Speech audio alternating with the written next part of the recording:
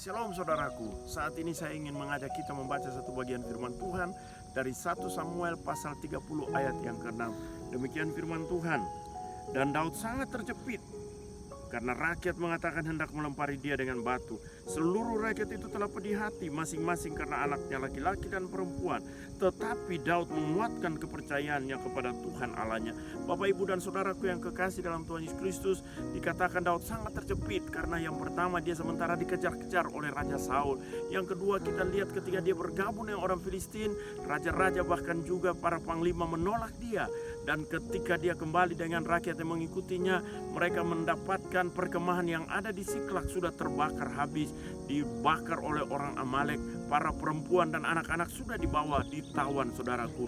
Bahkan yang terakhir kita lihat bahwa rakyat yang bersama-sama dengan dia mau melempari dia dengan batu. Hari-hari ini mungkin kita juga ada dalam kondisi yang begitu terjepit saudara, karena virus corona, karena kondisi-kondisi kita tidak bisa bergerak kemana-mana, kita tidak bisa keluar rumah. Bahkan juga di tengah-tengah kondisi yang ada, kita terjepit karena sakit penyakit yang semakin merundung kita.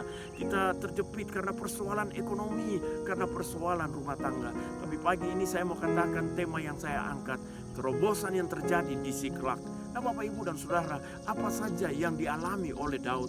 Yang pertama saya melihat ketika dia dalam kondisi terjepit, dia menguatkan kepercayaannya kepada Tuhan. Artinya Daud di dalam kondisi terjepit, dia datang kepada Tuhan, dia berdoa kepada Tuhan, dia lari kepada Tuhan, dia berseru kepada Tuhan, dia mengandalkan Tuhan. Hal yang kedua saya melihat di sini bahwa Daud bukan cuma mengandalkan Tuhan, bukan cuma berdoa kepada Tuhan, tetapi dia juga bertanya kepada Tuhan, apa yang harus aku perbuat?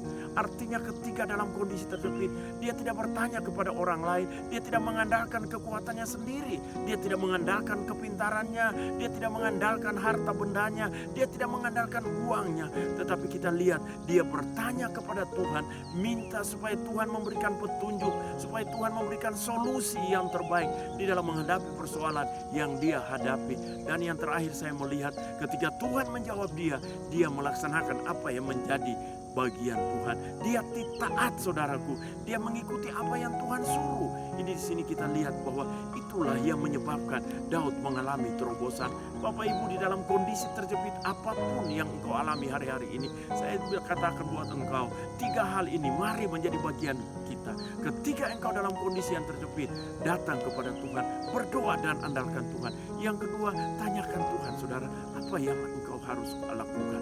Mungkin engkau terjepit masalah keuangan, tanya Tuhan metode apa yang harus engkau lakukan di dalam melaksanakan bisnis dan usaha. Engkau sementara terjepit dengan sakit penyakit, tanyakan Tuhan cara yang terbaik di dalam bagaimana engkau mengalami kesembuhan.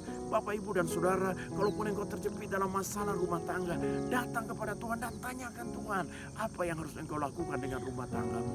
Bahkan yang terakhir, kalau memang Tuhan sudah menjawab, laksanakan apa yang menjadi bagian Tuhan, apa yang Tuhan perintahkan.